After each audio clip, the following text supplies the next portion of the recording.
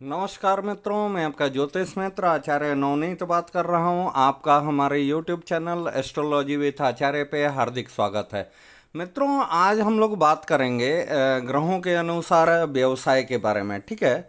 आप लोगों को मैं ये बतलाऊंगा कि किस ग्रह के अधीन में यदि आपका जीवन है, कौन सा ग्रह से आप प्रभावित हैं, तो आपके लिए कौन सा व्यवसाय आसान है। कृपया आप हमारे YouTube चैनल को लाइक कीजिए, सब्सक्राइब कीजिए और बेल आइकन को दबा दीजिए ताकि जो भी मैं नया वीडियो डालूंगा वो सबसे पहले आप तक पहुंचे। ठीक है। तो 1 नंबर में लिखे हैं वस्त्र व्यवसाय, 2 नंबर में खाने पीने के चीज़ों का, 3 नंबर में है मेकअप या महिलाओं से संबंधित व्यवसाय, 4 नंबर में है जमीन निर्माण या ठेकेदारी का व्यवसाय, 5 नंबर में शिक्षा सलाहकारी का व्यवसाय, 6 नंबर में लोहे कोयले या पेट्रोल का व्यवसाय मैं लिखा हूँ। ठीक है। तो चलिए अभी शुरू करते हैं। आपको क्रमशः बतलाते हैं कि कैसे कौन सा ग्रह से निमित्त आपको व्यवसाय करना। देखिए, किसी भी व्यवसाय के पीछे कोई एक ग्रह जरूर होता है। ठीक है मित्रों, अगर वह ग्रह अच्छा है तो व्यवसाय खूब फलता फूलता है, और अगर वह कमज़ोर है तो धीरे धीरे वो व्यवसाय बंद के कगार पे पहुंच जाता। इसके लिए मित्रों, कोई भी नया काम शुरू करने के पहले ना, कोई भी नया व्यवसाय शुरू करने के पहले किसी अच्छे जानकार ब्राह्मण को अपना कुंडली दिखा के उसका संपूर्ण विवेचना करा के जान लेना चाहिए कि आपके ग्रहों के अनुसार आपके लिए कौन सा व्यवसाय अनुकूल रहेगा, तो वही व्यवसाय आपको करना चाहिए। इससे आपको ये लाभ होता है कि बहुत कम मेहनत करने पे, काहे कि उसका ग्रह भी आपका सपोर्ट करता है, कम से कम परिश्रम करना पड़ता है और आपका व्यवसाय बहुत ही अच्छा समय के हिसाब से एकदम फलता फूलता है। मीन्स कि बहुत ही अच्छा व्यवसाय चलता है। देखिए मित्रों, वस्त्र व्यवसाय, यह व्यवसाय बहुत सारे ग्रहों से संबंधित संबंध रखता है, लेकिन मुख्य रूप से यह शुक्र का व्यवसाय। इस व्यवसाय को बेहतर करने के लिए सुबह और शाम शुक्र के मंत्र का जप करें और स्फटिक की माला गले में धारण करें।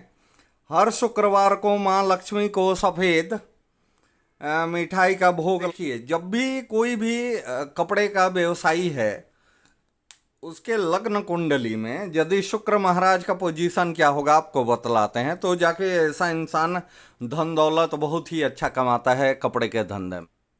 देखिए मित्रों, किसी भी जातक के, किसी भी इंसान के लग्न कुंडली में यही शुक्र महाराज धन भाव में बैठे हुए हों, आपके लग्न में बैठे हुए हों, द्वादश भाव में बैठे हुए हों, एकादश भाव में आय के भाव में बैठे हुए हों, या सप्तम भाव में बैठे हुए हैं, तो ऐसा इंसान कपड़े के व्यवसाय में बहुत ही ज़्यादा धन संपत्ति कमाता है। मीन्स कि इस व्यवसाय में वो समझिए कि ऐसा इंसान बना ही होता है कपड़े के व्यवसाय के लिए। इसमें जो धन भाव का शुक्र है और द्वादश भाव का शुक्र है, ये दोनों का तो मैंने कोई जवाब ही नहीं है। ऐसा तो किसी भी इंसान के कुंडली में बैठा होना, तो ऐसे इंसान को जरूर कपड़े के व्यवसाय में आना चाहिए, बशर्ते कि ये शुक्र आपका नीच का ना हो।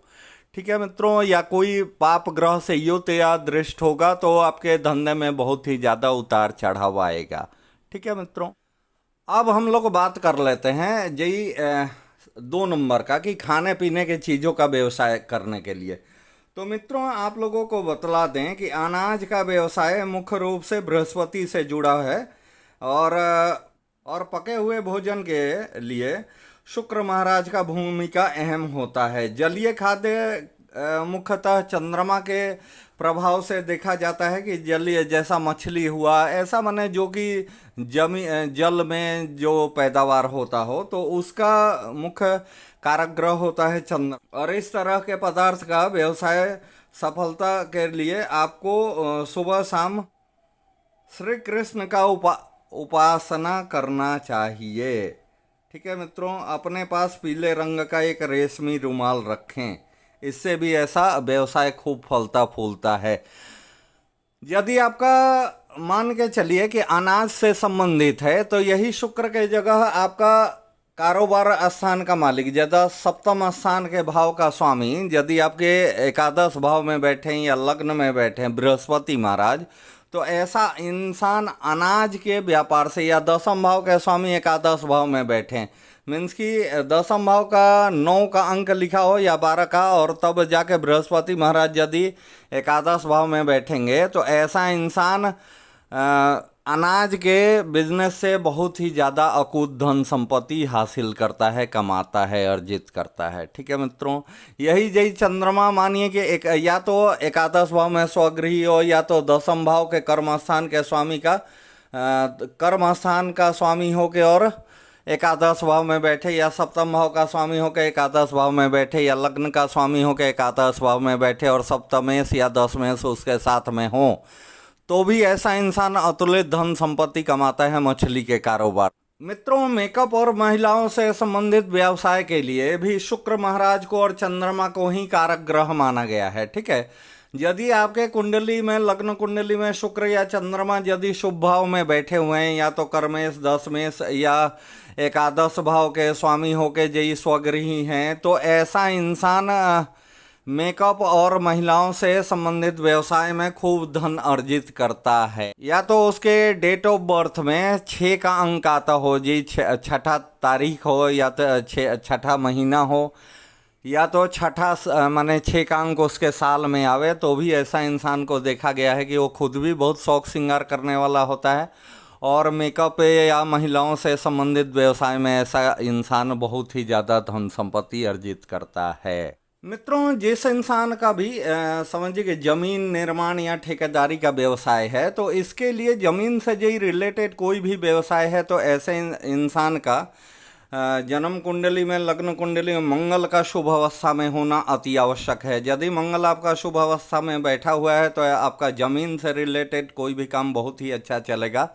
और यदि आपका कंस्ट्रक्शन से रिलेटेड कोई भी व्यवसाय है तो उसके लिए शनि का शुभ का होना अति आवश्यक है। उसमें शनि आपका धन भाव में बैठे हुए हों, सुख भाव में बैठे हुए हैं, या तो षष्ठम भाव में बैठे हुए हैं, सप्तम भाव में बैठे हों, या एकादश भाव में बैठे हुए हों, तो ऐसा इंसान कंस्ट्रक्शन के काम में, या दसम भाव में बैठे हुए हों तो उससे वो चतुर्थ भाव को देखेंगे, और चौथा स्थान ही होता है घर के लिए, बिल्डिंग के लिए। ठीक है, तो ऐसे इंसान बहुत ही ज़्यादा धन संपत्ति कमाता है कंस्ट्रक्शन के काम में। ईंट भट्ठे के भी काम में इंसान का शनि का ही मेन प्रभाव होता है, और यदि सूर्य साथ में मिल जाए तो ऐसा इंसान ईंट भट्ठे के कारोबार में बहुत ही ज़्यादा धन संपत्ति कमाता है। मित्रों, जिस इंसान के भी लग्न कुंडली में यदि बृहस्पति महाराज शुभ अवस्था में बैठते हैं ना, तो ऐसा इंसान शिक्षा का, सलाहकारी का व्यवसाय में बहुत ही ज़्यादा धन दौलत कमाता है, अच्छा फलता फूलता है। ठीक है मित्रों, तो यही बृहस्पति महाराज उस इंसान के लग्न कुंडली में यदि शुभ अवस्था में बैठेंगे तो ऐसा इंसान बहुत ही अच्छा धन दौलत कमाता है।